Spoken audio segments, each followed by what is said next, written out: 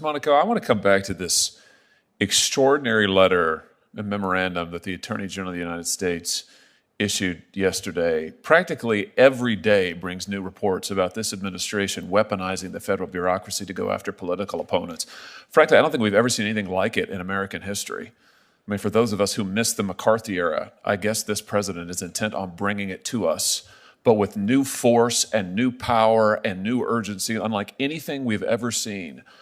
Are you aware of any time in American history when an attorney general has directed the FBI to begin to intervene in school board meetings, local school board meetings?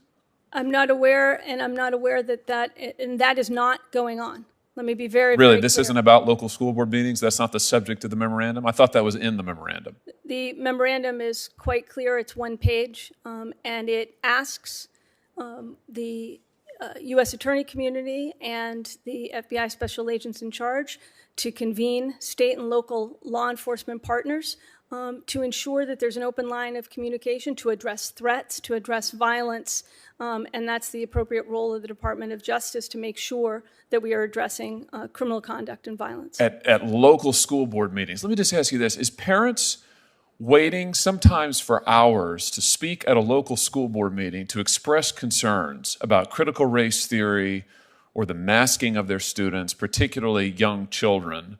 Is that in and of itself, is that harassment and intimidation? Is waiting to express one's view at a school board meeting harassment and intimidation? As the Attorney General's memorandum made quite clear, spirited debate is welcome, is a hallmark of this country. It's something we all should engage in. And no, I don't think so, Ms. Monaco. With all due respect, it didn't make it quite clear. It doesn't define those terms, nor does it define harassment or intimidation. It talks about violence. I think we can agree that violence shouldn't be condoned or looked aside from in any way, swept under the rug at all.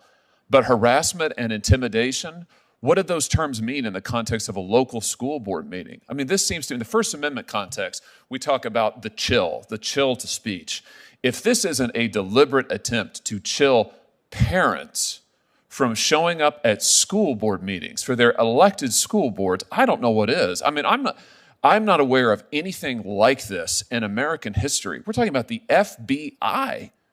You're using the FBI to intervene in school board meetings. That's extraordinary. Senator, I have to respectfully disagree. That is not what... Point me to an instance. The Attorney General's memorandum made quite clear that violence is not appropriate. Spirited public debate on a whole range of issues is absolutely what this country is all about.